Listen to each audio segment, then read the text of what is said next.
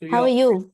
Let's talk good. about you I'm doing already. good. I'm actually, back to back. I'm on the podcast and just having with the friends and so with one of my cousin. She is also from spiritual background. So it's been good lately. I'm enjoying the podcasting now.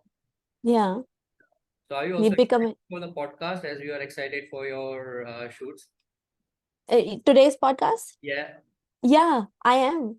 I've been great. telling everyone. I'm like, Oh, oh, I'm talking about some spiritual stuff. great, great, great. There's actually not a lot of people that I have. That's not true. I think I end up having like proper, like deep conversations with anyone and everyone I meet. But sometimes if like that energy isn't met, it's just a little superficial conversations. Hmm. Sometimes that, I mean, generally in a day-to-day life, we don't do that, right? But Right. I think Sagar has also noticed that everyone I talk to, I don't do small talk. I just go in, you know, how are you really feeling today? Like proper deep questions. Yes, yes. So I'm excited. I like having these deep questions, like conversations about where we were, where we are, and where we're going because um I don't know, like everything is about becoming better. I feel like um whether it's in your life as a person or whether it's work related or just I think even as like a part of the universe we're supposed to, I feel, leave it better than how we found it, so yeah, it's just everything kind of comes to that. So I just like talking to people about how they are doing that. So So how you see the spirituality in your life? Like what exactly is the spirituality for you? um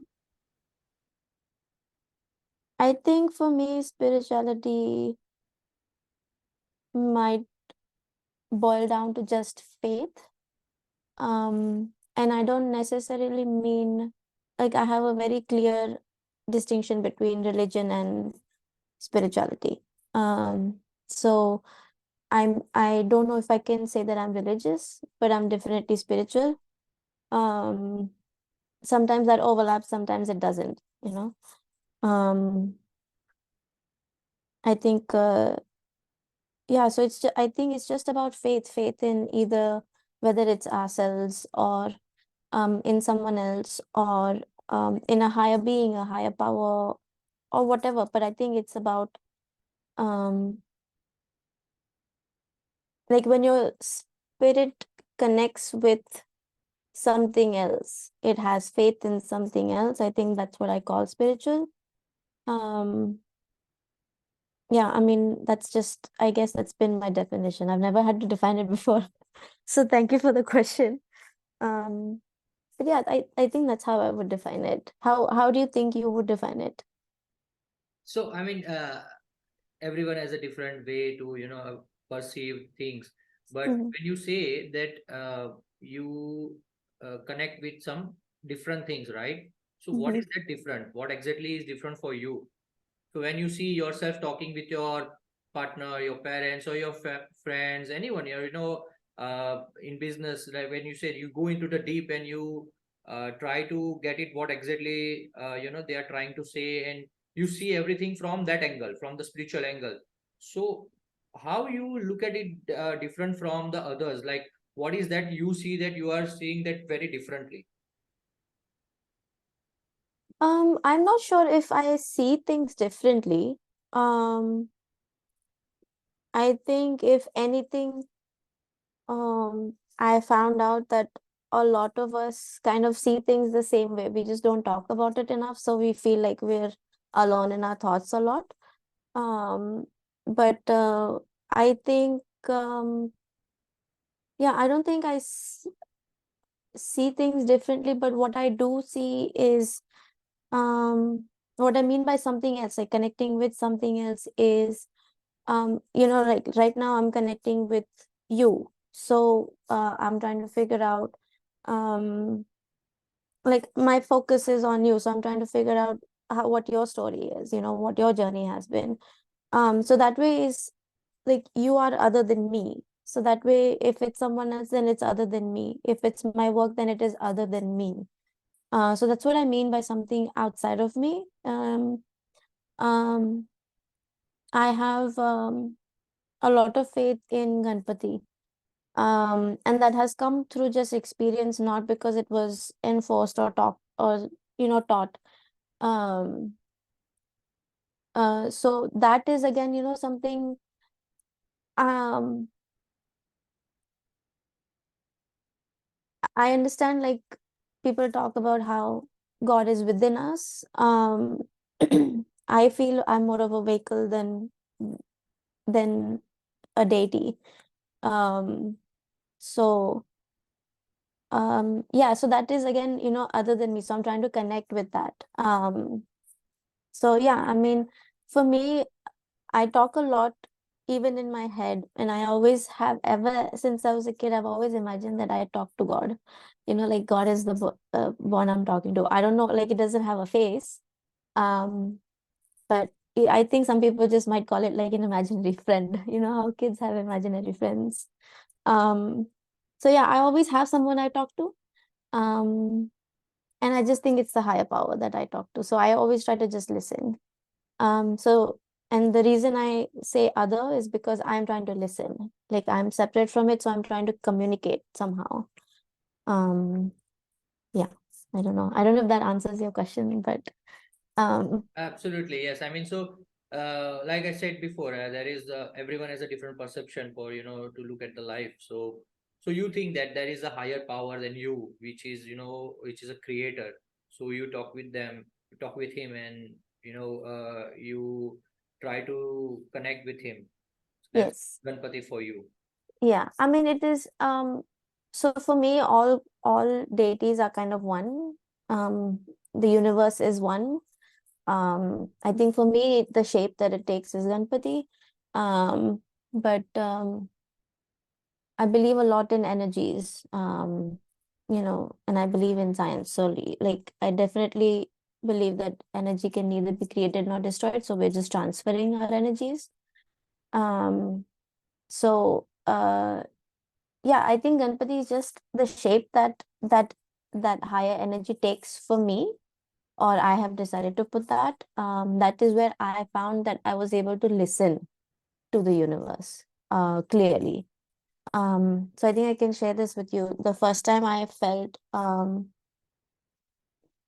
think when I was a teenager, ever since I've become a little bit away, maybe I don't know how old I was, but I used whenever I went to temple, I would just cry. Like that happens even now. And I'm not sure why that happens. I've not been able to figure out, but it's just like a release of emotions, you know? And whether it's a happy, like if I'm in a mentally happy space or whether I'm challenged with something, it's still like it's just a release that happens at temples. Um, so and that still happens a lot in Sai Baba temples for me. Um, and I think that there might be some connection. Like my grandfather used to take me to a particular Sai Baba temple when I was a kid, and we as a family also have faith in Sai Baba. So I think there's a certain emotional connection there. But with Ganpati, um, I think it's similar with Krishna also. Like I don't have like in-depth knowledge. I won't claim that I have in-depth knowledge about their stories, but I like that both Ganpati and Krishna are a little um a little out of the box of what a god is supposed to be. They're a little they have fun, like even in the stories, they're a little nutcut. I love that Ganpati likes to eat, like he has a nice belly, and how Krishna used to steal makhan and all. Like there's a little of humanity to them, you know. So I think maybe that makes it a little easier to connect with them. But a couple of years ago, I think probably 8 years ago or so, my uncle took me to Lal Bagh Ka Raja during Have you ever experienced Lal Bakaraja? Yes, of course, I have been there and I used to go regularly. I mean, every Yeah, year when the Ganpati occasion is there, yeah, visit it in Mumbai. Yeah. yeah, yeah. So same with us. So I think the first time I went, um, I was not in a mentally great space, or maybe I was, but I wasn't. I wouldn't say I was. I had not gone through my self-awareness journey.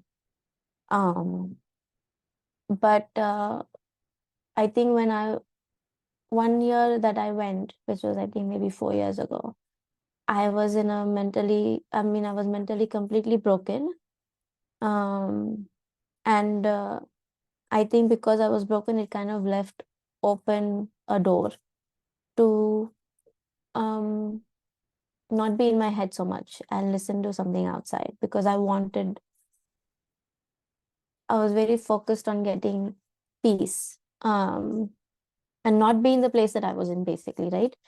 Um, and I have no idea how. I have no idea. I mean, I've always felt overwhelmed by seeing him ever since I've seen him every year. I still get overwhelmed. Like I say, like it's just a flow of tears.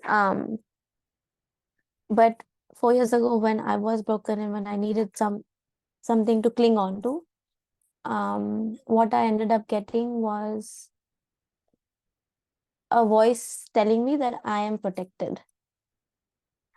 Um, and I think since then,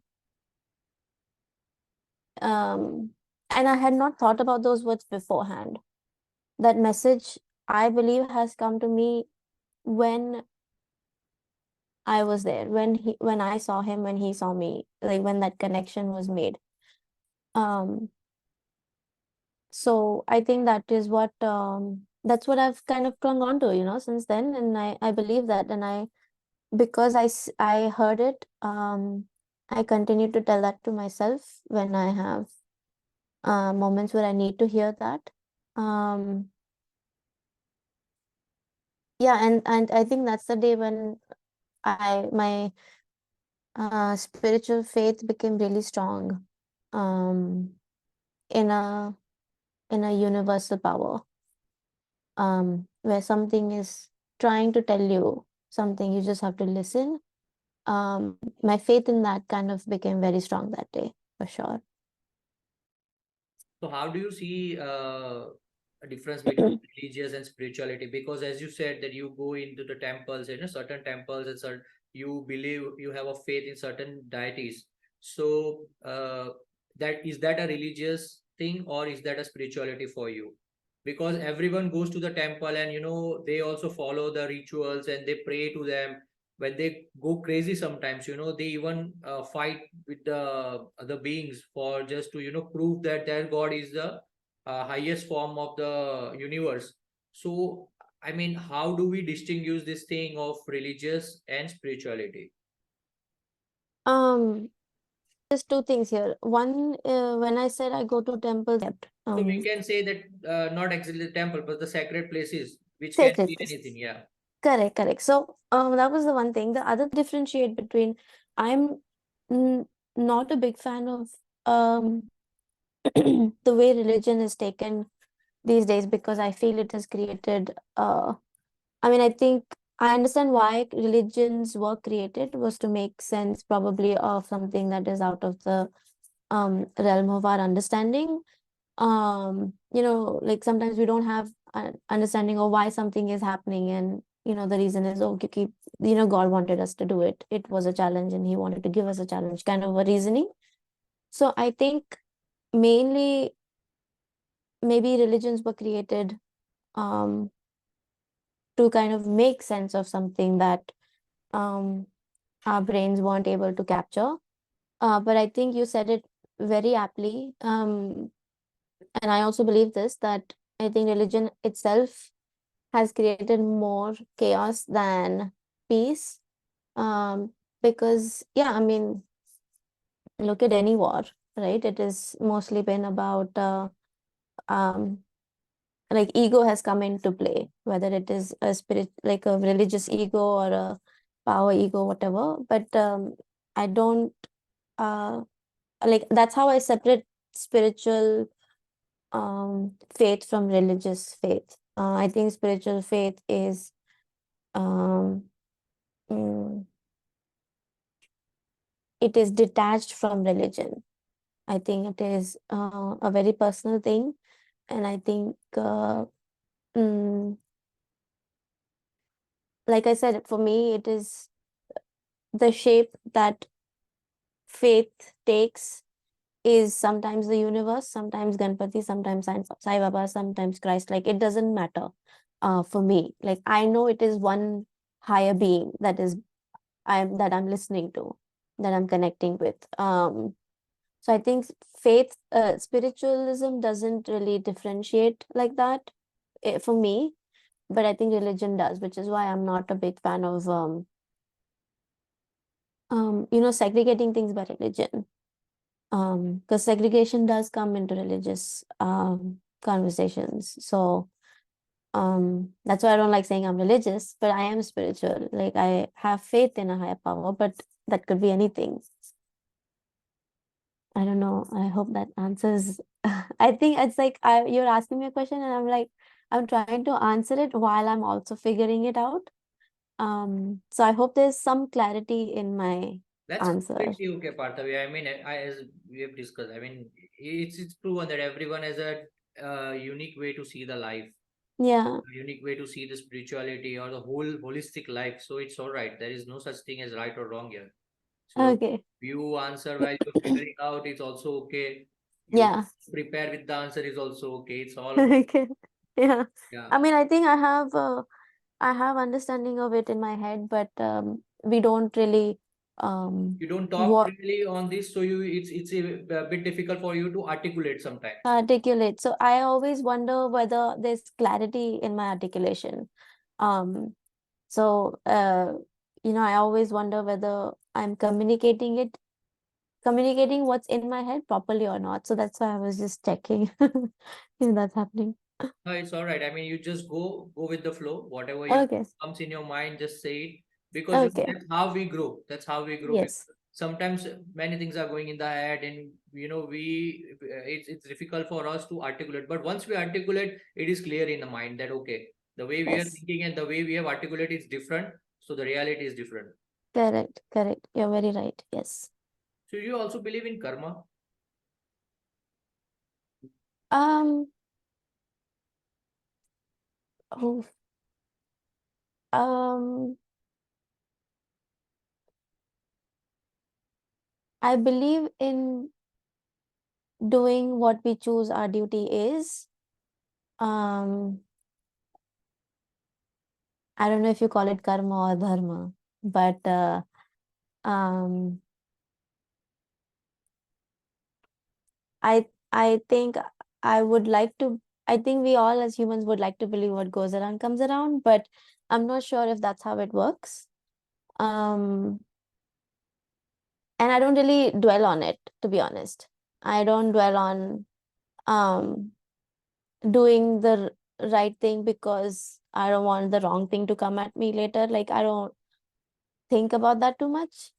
Um, because the way I've grown up, I think because of my parents, I have um a very strong sense of doing the honest right thing. Um, and as I've grown up, I've realized that sometimes that's not the best thing. Sometimes what we think is right in the moment is not actually the right thing later on. Um, but I think that's part of growth, and it's just life. Like, that's just how life works sometimes. But um, yeah, I believe in doing what we think our duty is, that we choose to do. Um, yeah, I think whatever goes around comes around is not in our control. What is in our control is doing what we decide we need to do. So that's what I tend to focus on more. Okay. So I Yeah. mean, there are theories, or there are religious people say that do a good deed and you will receive a good deed, right? And Mm, don't do a bad deed, so you will have to suffer eventually. mm. What do you think? Is that a correct metaphor, or is a correct theory?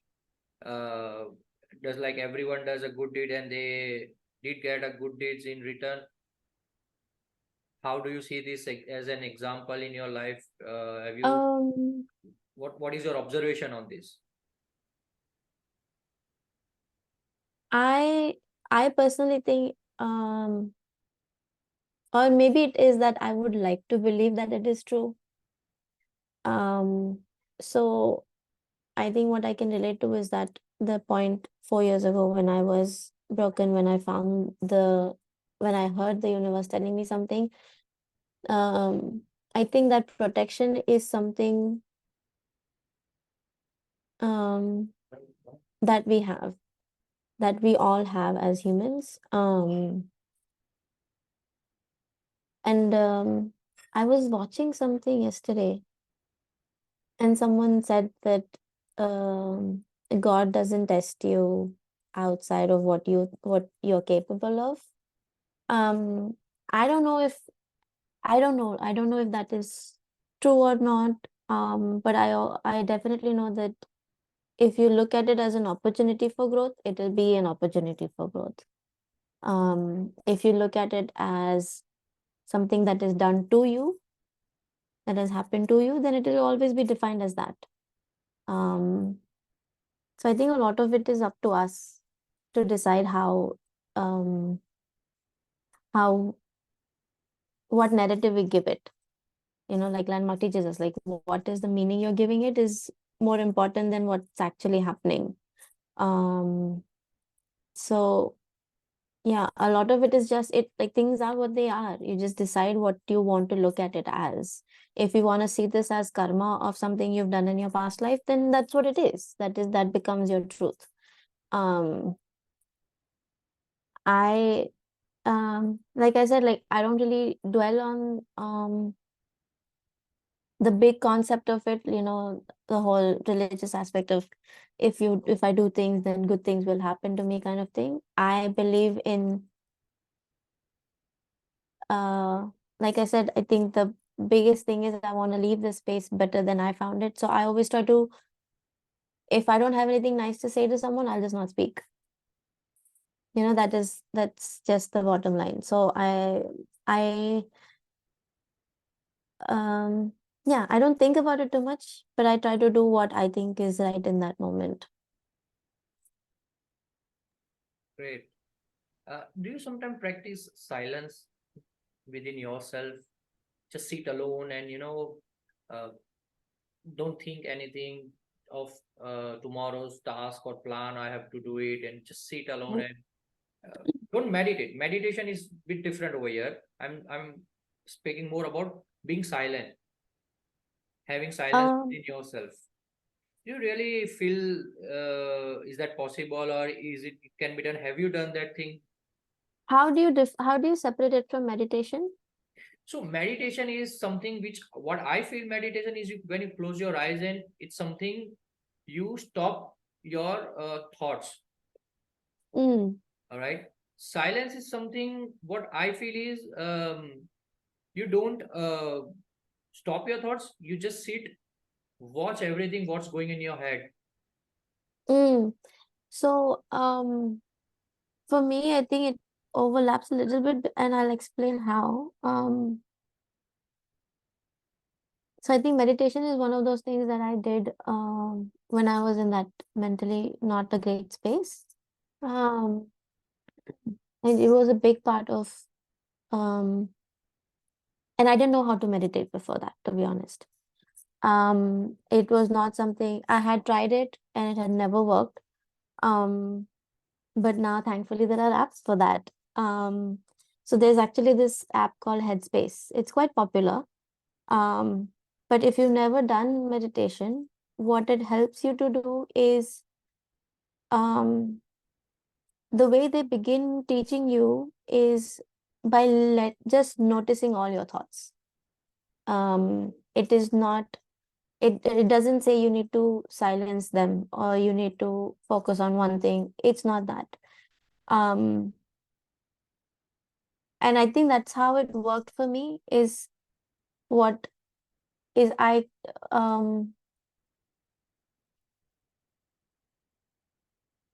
feel it is possible, to answer your question. I think to silence thoughts is definitely possible. I have never uh, done it for long, because even if there's no thought, there is still thought of me breathing. Like the thought of air going inside my lungs, rotating, and like, exhalation. So that thought is still there. So I don't know. I've never been able to do it.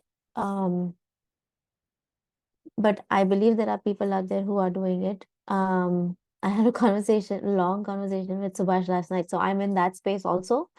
Um, but for me, meditation always was and is noticing all the thoughts. Noticing all the thoughts and letting them come.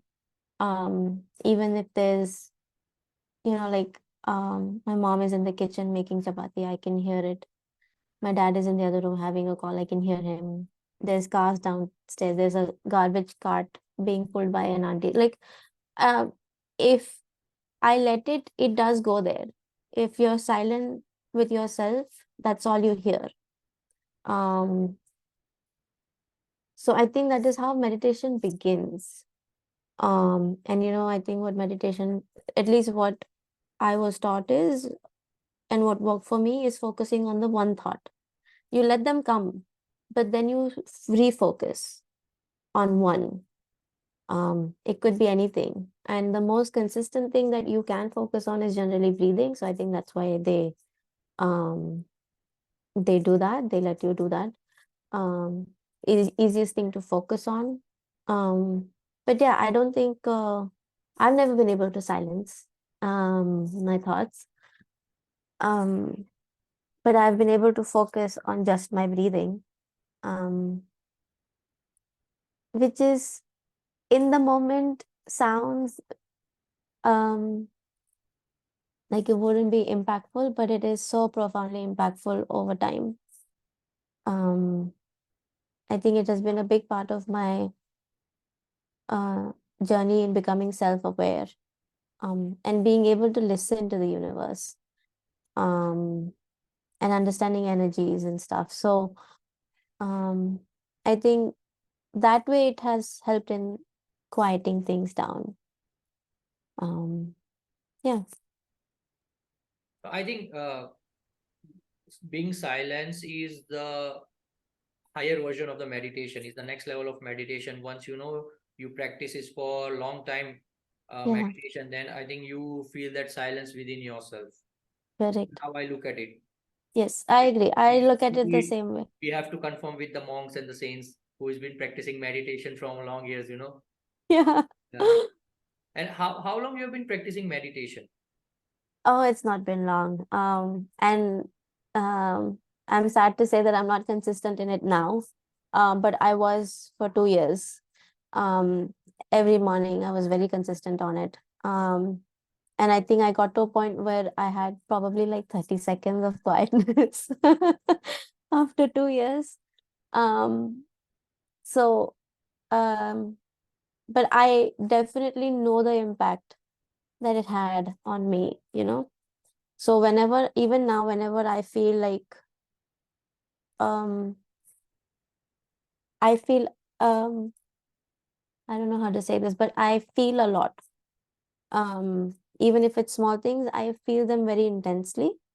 So sometimes it can get a little overwhelming.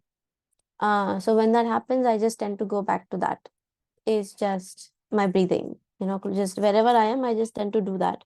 And it's not necessary that it works in that moment, but just counting your breaths also helps your nervous system to avoid that anxiety that's coming on, that panic that's coming on. It is just a really great way. There's a podcast called the Huberman Lab. I think Andrew Huberman is his name. He's basically a Stanford, if I'm not wrong, but he's a professor of Neurologist, I guess. neurologist, correct. Yes. So he talks a lot about this technique when you're feeling fight or flight. What works really well is like taking one long deep breath and then taking another inhale. Just when you think you can't take in any more air, just take in one more air and then slowly breathe it out. And that what it does is it calms down the nervous system enough where you're not in the fight or flight state. And that really works well. And I think for me, meditation and breathing exercises all overlapped, it's all about quieting the storm. So yeah, that's something that's really worked for me. Um yeah, and I like I said before, like it has made my mind more open to listening to things, made my mind more open to experiencing new things. Um, Even if I'm fearful, I still take that step to do it anyway, even if I'm afraid of doing it. So I think in that way, it has really helped my mind open up a bit, for sure. Yeah. Um, Uh, it, it's like it's when you say open, you become more aware about it, right? Aware about yes, all the situations, aware about yourself, aware about your breathing, aware about your fear, everything. It's everything, like because just activating yourself. exactly. So that's exactly what I meant by self-awareness is you become aware of all your feelings, because I think what happens is a lot of the times we do things just like on automatic a lot. Um and if you're not aware of something, you are not ready for it. And if you're not ready for it, you're not gonna dive in. And a lot of life is about diving into experiences, knowing full well that it may not work out well, you know?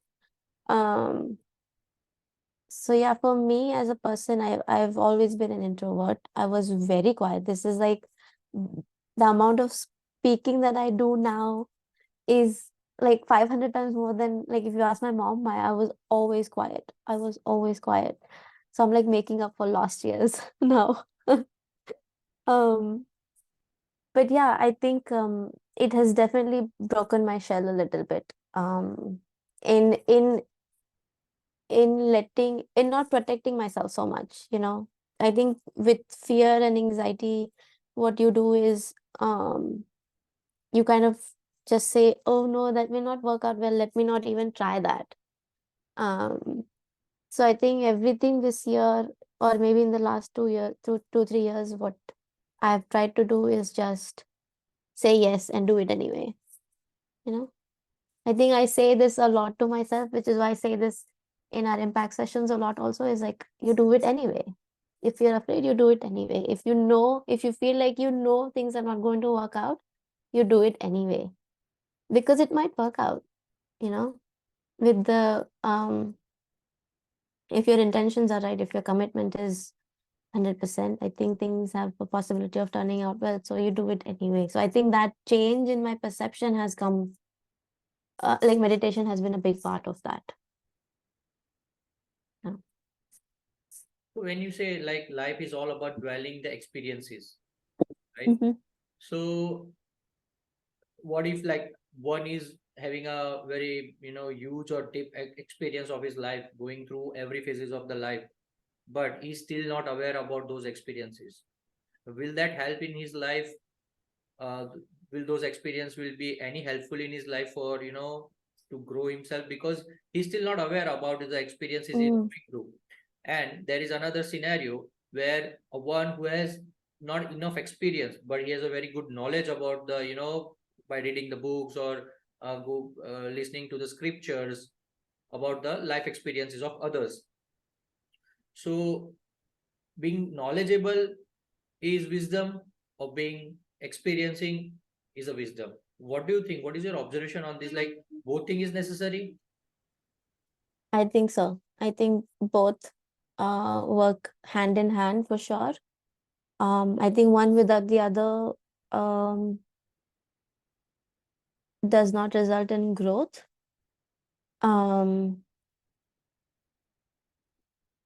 the first scenario, if someone is experiencing something, and I can say this because this is how I was before I started becoming aware, and I thought I was aware. Let me say that until I had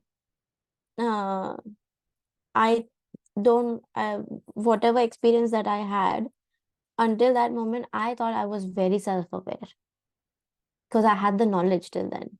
You know, I'd read about self-awareness. I love reading about psychology and how the human brain works, and um so I knew, like, I was book smart in being self-aware. But what I realized in that moment is that that knowledge has been of no use to me, because um when I'm actually experiencing something, I'm not relating it to my knowledge. Like when you're in a tornado, no, you're not, unless, like, when you're in the eye of the tornado, you're just seeing the tornado around you. You're not seeing it from outside. You're seeing it from the inside. So I think that's kind of what happened. Um, but I think the experience itself, in turn, because I had the knowledge also, I think over time it helped me join the two. And I'm not saying I'm like totally self-aware now, because I'm definitely not. Um, but I think what I try to do is, um, there's something called, I think people refer to it as a pause, the pause. Um, so I think if you just take a minute when things are happening, when you're in it, to understand what's actually happening, um, you might be able to see that experience from outside, and it I think in doing that, it changes our perception of what is happening. And if we are able to see it from the outside, I think we can put a different meaning to it, so it has different value to us in our brains. Um, so we can choose to give it importance, or we can not choose to give it importance, and or rather we can choose to give it importance or choose to not give it importance. So I think it is in our hands, but I think we forget that. Um, and even though I had the knowledge of self-awareness and I thought I was self-aware, when the time came to understand why things were happening and what was my role in it and how do I get out of certain situations, um, I think that self-awareness wasn't enough. So it was a lot of, I think the experience had to be there for me to put that self-awareness knowledge in practice. So yeah, I think it is definitely, I think one without the other doesn't help us grow in any way. Um, and I'm not saying that growth should be everyone's goal, but that is definitely my goal.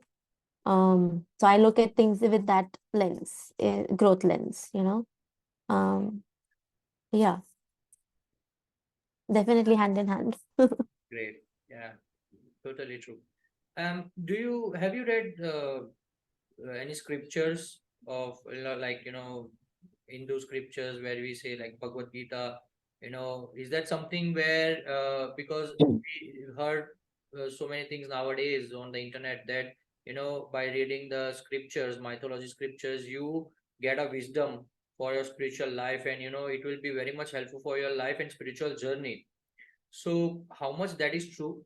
What's your view on this? Have you read one or any of the scriptures? If you can share your experience on that.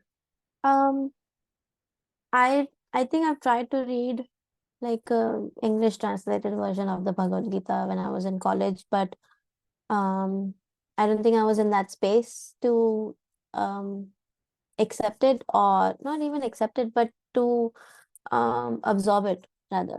I don't think acceptance was the problem. Um, but I think you need to have certain kind of life experiences to give that, to be able to absorb it fully. But I did grow up watching Mahabharat as a kid. every Sunday morning at 10 a.m. So and then when we were in the US, we ended up watching it again on YouTube. So I think um a lot of the questions that I had um came from that. And I think because of my exposure to different cultures in my college life, I had friends from, and I still do have friends from other religions and other cultures altogether. So I I would say that that exposure to something else outside of what uh, two religions are or one religion is has definitely helped me become more spiritual than religious.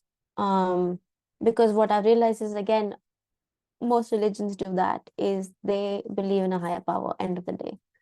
Um, so I think, yeah, I don't know. I can only speak for myself, so I don't think I haven't gotten. It has helped me ask the right questions. I'll say that. Just listening to Krishna and Arjun's conversation and stuff, and watching Mahabharat. It has helped me ask the right questions, and I've asked these questions to my friends also. So it's, these are the kind of deep conversations I was talking about in the beginning, is like, this is how our conversations generally are anyway. um and I've been fortunate to be surrounded by people like that, who are asking the same questions in certain ways, so we're trying to find the answers together.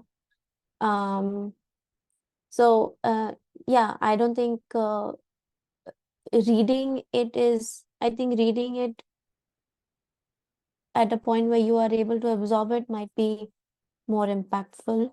Like I said, I tried to read it in college, and I don't think I was in the headspace to be um, able to absorb all that, because of, I think, my lack of experiences at that point. Yeah, and life is it looks different when you're in college, when you're a teenager and stuff. So um, I think we ask these certain questions when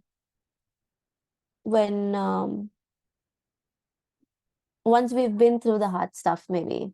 I think that's when every like human gets triggered into asking, why is it happening to me, and where should I be looking for the answer?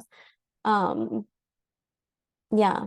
I haven't met many people who have asked these questions as kids, though there are kids who do that. I mean, I think what's wonderful about kids is that they have these questions without knowing the depth of the question itself, because they have this just like an empty brain space that they can fill up with all this stuff. So, um, yeah, kids are great. True. Where did we start and where I ended? I don't know. That's how it goes, and that's how That's how it goes. yeah, Yeah, and how it should be. yeah, You all go with flow, international. That's how life is. that's how life is. Yeah, you never know what you're going to get out at the Correct. end. Yeah. Like It reminds me of, have you ever watched Forrest Gump? Have you watched the movie Forrest no, I Gump? haven't watched, but I have heard good reviews from for that movie. It is an excellent, excellent movie. And we as a family love Tom Hanks, so everything he does is gold to us. But you should watch, we should watch, I would definitely recommend Forrest Gump. But he says how his mom taught him that life is like a box of chocolates. You know how you get the box where it's like different flavors. So you just never know what you're going to get. You just have to try to eat it. That's the only way to find out what you're going to get. So Eat and just experience it. That's the only thing you can do. that's the only way, yeah. So, you do believe in law of attraction, manifesting the things. That's a good question. I used to think it's all humbug. But I think a lot of these things are again, it like kind of goes back to like faith. I believe I practice gratitude a lot. I don't have, I mean, like I don't have like a meditation practice, but I practice gratitude a lot. Um, and I think what I've noticed, and I will tie this back to your question, but I've noticed in being grateful for things, um, you find more things to be grateful for, when you start doing that. Because I think it changes your perception of how your life is. And then you tend to not focus on things that are not working. Um, so I think because of that, my perception on how things work has changed. Which is why I think I have a little bit more faith in manifestation. Um, and I I think you were the one who asked me for the recommendation on that book, right? That I was reading about Yes, manifestation. I did. Seven. Yes. Yeah. So I think, I'm still in my journey with manifestation, I would say. I don't think I'm there to a point where I can say that it's working for me or it's not working for me, because I've always grown up uh understanding that mm, hard work has no alternative. So it's always, my thoughts have always been action based. Um, but what I've realized in my own journey is that um, thoughts are equally powerful. Um, and because of the gratitude practice, I think I've been able to experience that myself. How powerful thoughts are. And I think that's where I am with my manifestation journey is um, I have I'm saying yes to experiencing it at this point. I would not say whether I've experienced it or not, but there have been things that I have made happen for myself for sure. Um, and I don't know if that's what manifestation is. I would define it something with different words probably, but I think that's exactly what we all do. Um, like for example, like my career, I was in college as a computer science and Spanish student. And I think it was second year that I took my dad's film camera, and I was just like summer break, and I just went around just experiencing that film and what film feels like. Um, and until then, I felt really lost as to um what what my purpose was. Um,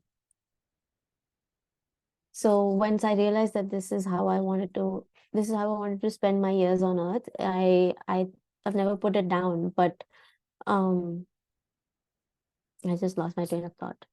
I was talking about experiencing. What was the question? What was I You were talking ex about? you were experiencing the gratitude. And my question is, Hello. Oh yeah. you believe in manifestation of attraction. Right, correct. That's where I was tying it back to. So yeah, I think in college I've always used to think of whether I could make it a career or not. Whether it could be a part of my life so strongly that that is all I do. And I'm doing it, and I've done it, and I may not have registered as manifestation that I've manifested this life for myself, but I think in the end that's what it is I took the step that I needed to make sure that this happens, and I continue to do that. Um so yeah, I'm not there where I'm following the um manifestation journey um that's very big in the world right now. Um but I think I do it anyway. I may just not call it that. Um and we were talking about manifestation or law of attraction. Like I said before, I believe in energies. So, and I believe in the universe being with you, like for you, not against you. So energies are for you, not against you. So I definitely strongly believe in that. So I think a part of manifestation from what I've read is you write down or you put it out in the universe that this is what I want for myself. And then you just kind of see opportunities everywhere for you to take that step. And it may not always have the shape of an opportunity, or it may not always look like you're getting to your end goal, but it's definitely like an opportunity for you to take the next step towards that goal. So yeah, I mean, I believe in putting things on paper. I'm a big pen and pencil kind of um person. Like I write things down, like I have this always in front of me. That because that's how I remember also. So yeah, I mean, I believe in writing things down. Um I believe in that you can put things out, say things out loud to yourself or the universe, and it will register it as a goal, and it will help you find those opportunities. And I think the gratitude practices help me see it that way. Someone else who um like again, this goes back to just your perception of things, how you see things. So you can choose to look at it the way you want to look at it. You can see it as an opportunity, or you can see it as something that's not for me. And that's fine. So yeah, I just tend to look at it as an opportunity. So then I find more opportunities. Great. Uh, which is a recent book you are reading? I mean, what is the takeaway so far?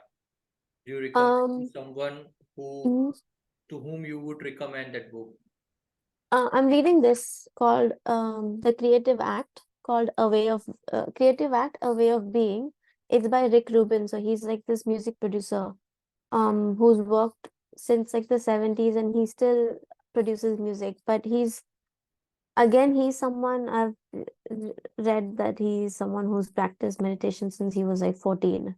So I think his insight on living a creative life and where creativity comes from is um, also shaping a lot of my opinion on it also. But there's just so much to learn from him. So if someone who's I mean, I think I would recommend this book to anyone, not just creative people, but and I think we are all creative people, but there's a lot to learn from him and his life as to how he has. I mean, for me, music creation is unbelievably magical. It's like something that doesn't make sense to me. I don't understand how people can come up with tones that match together and Very true. make music. It just doesn't make any sense, and I'm in such awe of it. Um, so I think that's what attracted me to the book itself, because he is a music producer. And so yeah, I'm just inquisitive about how he has done what he does and he continues to do. So and he has a lot of knowledge about how the brain works and how human psychology works. So yeah, that's where I am with this. Again, he was on the Huberman podcast, so I listened to that also. Um, just very, very insightful, very insightful. Yeah, that's what I'm reading right now. Great, great. Yeah. Are you the really different person who experience the peace when you go in nature? Well, like, in the forest, or, around the trees, around, nearby the river, while I sitting around and mm, feel the peace. You the one, I mean, are you the nature person? I am 110%. What is it Um, like? And why you feel that kind of peace? Why you feel that kind of experience over there, which you cannot feel at any other place? yeah. Um, I think it has to do a lot with, like, for me, again, it's like connecting with a higher power. You know, it all comes down to that. Like I'm able to hear the universe moving, you know, like when the leaves are rustling, like that sound is just so peaceful to me. I would say I'm more happy than I am at peace in the forest or in trees and stuff. Um, and I'm a water baby, so I love going in the ocean because the ocean always makes me feel very, very small. And I think it's always a good reminder for me that my problems are not everything in the universe. You know, I'm very small compared to what the universe is. So maybe I don't need to stress out a lot.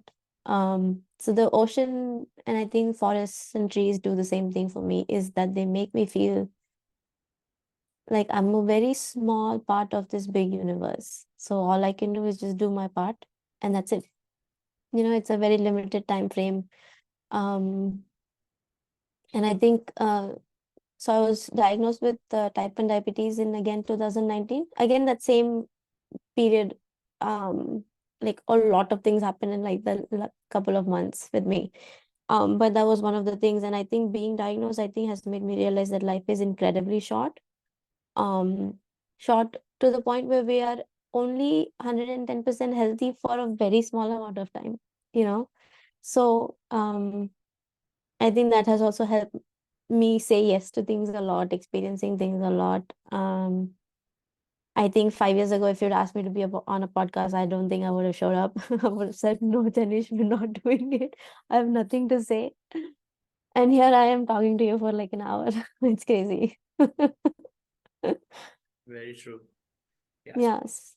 I think it makes me feel a very small, like I'm a small part of this big universe. So it takes away the focus from me. You know, we talk about zoom in and zooming out a lot. So it just makes me zoom out, which is what I am constantly needing as someone who feels a lot of feelings intensely and deals with a lot of anxiety because of it. That's why it brings me peace. I just feel small and I love that. True. Do you feel there is a soul, or when in Hindu scriptures or mythology says there is a Atma, or Hmm. there is just this is a or this is just one life, you got a chance, you live it, and it's have a limit, as you said, that it's a limited time frame. We have it, we have to live it, and just leave this body. Then I mean, there is a death, that's final end of the life. So Mm. that's one aspect, and that's another aspect is there is a soul which comes again. It just takes the another body, Mm-hmm. which comes to the reincarnation, Mm. rebirth. Mm. Believe in theories of rebirth, or it's just one life? Um, I think I believe in energies, like I said. Um, and So I believe that energy can neither be created nor destroyed, only transferred. Um, and I think physics kind of help me that, give me a way to phrase what I believe in. So yeah, I do believe that we are all energies, and the body is just a physical manifestation, um, like a home for the soul for the time being. Um, I think we do get transferred. I don't know if we get transferred immediately, or not, or who decides, or how that happens. I have no idea. And but yeah, I definitely believe in the fact that our soul is an energy. Um, but for now, I am in this physical manifestation of this body. So um, I try to make sure that uh, it is it can take me as far as I can go in this life. Um, yeah, I mean, but I think we're all energies only at the end. Um, and we just get transferred for sure. Mm. So we can say that energy is the soul. I mean, the soul is an energy. Uh, yeah, I believe that. Yeah, I think our soul is an energy. Yeah. Hmm. Okay, that's a nice way to look at it. Mm. And I think I realized this about energies with not just with like that moment at Lal Bagh Ka Raja, but like with even in like conversations with people. Um, I think if you just take a second and just observe a little bit, you'll start feeling other people's energies also. Um,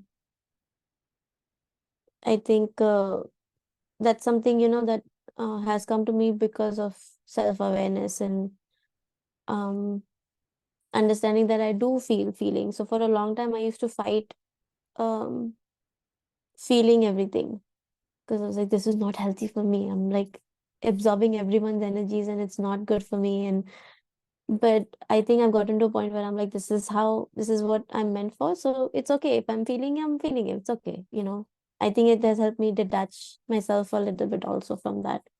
Um, so I'm not like going against the grain anymore. Like I'm accepting it. Yeah, so I think it is just energies that we transfer. Like when we have a conversation with someone, like if someone is going through a rough time and um um I guess this is an example that I can give you is so when I'm shooting weddings, I don't like calling it Kanyadan, but in general what that is like when that bit of the ritual is happening, um I am literally sobbing tears behind the camera when that's happening. Every wedding without fail. And it is a change like that. I'm like, I don't know, you know, this is not going to happen today. I'm in a very great mood. It like hits me out of nowhere and it's just, I have to just take a step back and walk away for a second once that is done and, you know, just um get back within myself. But again, that's also like a transfer of energies. And I don't know, I am not someone who doesn't get affected. I'm always someone who absorbs those energies. Um, and I think I also give that energy, you know, when people are affected by what I am saying, or even if I'm just listening, the fact that people get affected by the way I'm listening also is again a transfer of energy. Um, so yeah, I mean, I think everything is an energy only in this universe, for sure. For me, I don't want to say for sure again. Someone like, that's not true. No, no, it's great. I mean, I love the way you see, all the things which is coming out from you, which is going inside you, you take as a gratitude. Now, it's Yes. very beautiful. I've heard for the first time that when tears come out, you see as a gratitude. You see, Mm, you take it as a gratitude. Like, this is a very beautiful thing which I'm connected with the other energy. So you take it as a gratitude. It's a very beautiful way. yeah. I mean, I think I've spent a lot of time again.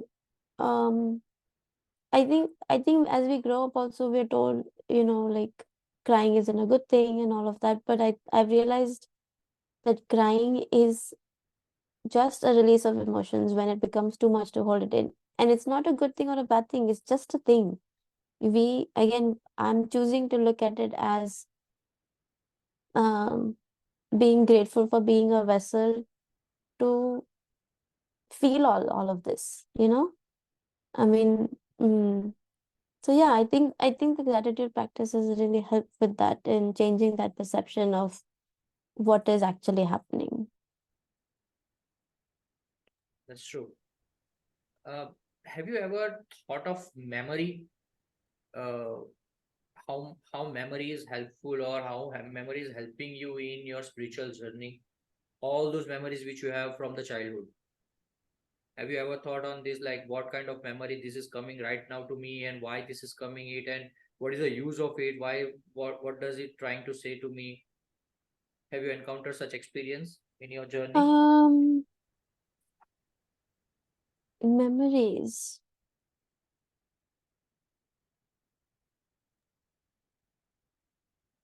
I think maybe because it's like December and like this week I've been reminiscing a lot about how this year has gone. Um,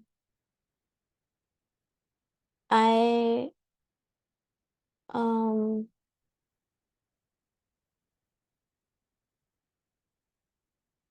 I think I don't know if like because I'm a photographer, I think everything is captured as a photograph for me. Um, and this year more than any other year, I think I have um captured a lot of memories, even like day-to-day stuff I've captured, which I used to do before also. Because I think that's just how I see and observe the world. Is through photographs, but I've done that extra because I have a partner who also does it. So in like um because he also does it, I'm also doing it more often. Um and I think what they have done for me is given me again another opportunity to be grateful for the life that has been lived. Um they have helped me um so my grandmother passed away in September. So it actually was exactly 3 months ago yesterday. So I went through a lot of those photographs also this year, you know, from when my mom was a child and my aunts were children. And so a lot of those memories and my memories with her, we had the same birth date. And she was the only one. So every year we had a competition of who would wish who first every year. Um, so I'm so grateful that I have so many memories with her, you know. So both my grandfathers passed away when I was 7 and 8. So I don't have, you know, like the quantity isn't there of memories. Um, so I think memories, what they have done for me, and I think what they will always continue to do, and I think this is the importance that I feel is there in the work that I do, is it just helps you remember and be grateful for the life that we have lived. Um, and I think it's a beautiful thing to have experienced so many things. Because I think when we stay in our heads a lot, we kind of forget that we are incredibly lucky to be experiencing these things. Um, not everyone gets to do it. Not every human gets a chance to do it. Not every human has the chance to live through something like this. So I'm just, I have lived 3 decades of my life in 3 different places, within 3 different cultures. So I think um, I could choose, and some days I do end up doing that. And some days I'll feel like I don't belong anywhere. Like I feel very strongly sometimes that I don't belong anywhere. Like I'm not a part of one culture. Um, like I don't like the word belong doesn't exist for me. Sometimes I feel that, but then I remember that mm, even if that is true, I think it's still I'm so fortunate to have experienced that. I mean, how many people have I met who can say that, or that they've lived 3 different decades in 3 different places, you know? So yeah, I think memories just help me be a little bit more grateful. Um, yeah, I think it's this kind of answers in more of a, I don't know if it answers in a spiritual way, but um, yeah, I think it just helps me be grateful for the life I've lived. Yeah. Everything is spiritual. There is no such thing that you have to answer in this way or that way. That is spiritual way is different. No, everything is Yeah, I think gratitude is a big part of spirituality for me. So correct. I think those are the words that English language has to explain for me. Correct. So Correct. yeah, Yeah, which comes to our final segment, okay. the meaning of all this thing, Meaning of everything? meaning of your life, meaning of your existence. What is the purpose of this thing? Why we are doing this thing? why we exist. Why we exist? That's a follow-up thing, but first, like, I mean, not follow-up, but it's all connected. Like, what is the purpose Mm-hmm. of the life? But when we exist, then there is a purpose. So when we uh, sort it out that why we exist, you get to know that, okay, for what purpose you exist. So it's Mm. all connected, but I mean, we can go to any way. Like, if you want to go through, like, what is the purpose of the life or why we exist over here, it's the same thing actually. Mm. I agree. But I think the purpose of our life is what we decide our purpose of our life is. So for me, and I can only speak for myself. So for me, the purpose of my life, um, is is um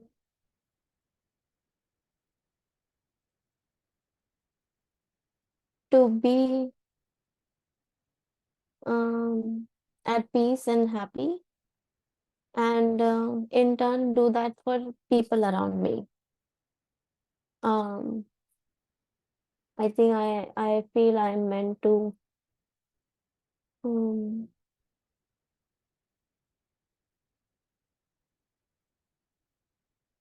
mm, I think with everything I do, I try to just bring joy, um, affect people in a positive way. Um, and sometimes I kind of forget to do that for myself. Um, but it's a learning process, everything that doesn't ever end. Um, yeah, I think I believe that I need to leave this place better than I found it. So I just try to do that. Everyone I meet, I just try to be positive. That's it. If I think we tend to forget, um like when we're in that eye of the storm, we forget that um there's so many things to be grateful for. And because we forget that there's so many things to be grateful for, I think we forget to be happy about them, you know? And it doesn't take a lot to be happy. It's very um like my parents have always kind of had this thing where we have dinner together. It doesn't matter where you are all day, but if we are at home and we're not busy, we are like dinner is had together. So we kind of stop what we're doing and we have dinner together. And I think I've realized that not all families do that recently. I growing up, I thought, oh, all families do that only. That's the norm, but it's not the norm. I think there's a lot of families where people eat on their own whenever they have the time, and all that. So, um, but like the laughter that comes out of just having a meal together is so precious for me. Um, yeah, I think that's my purpose is to help people make happy memories for themselves, you know? And I hope that like trickles down into my work that I spend a lot of time doing. So, yeah. Great, great. Yeah. What do you think your purpose is? Do you know? Do you think you know what your purpose Sorry, is? Do purpose. you know, yeah, your purpose of life? So I'm still finding the purpose of life. Hmm. Purpose of life is to find the purpose of life. Oh, okay. That is yours, or you think that's overall how it is? Everyone has a different lens, as you said, so there's no right or wrong. If you have a purpose of life to be at peace and happy, that's good.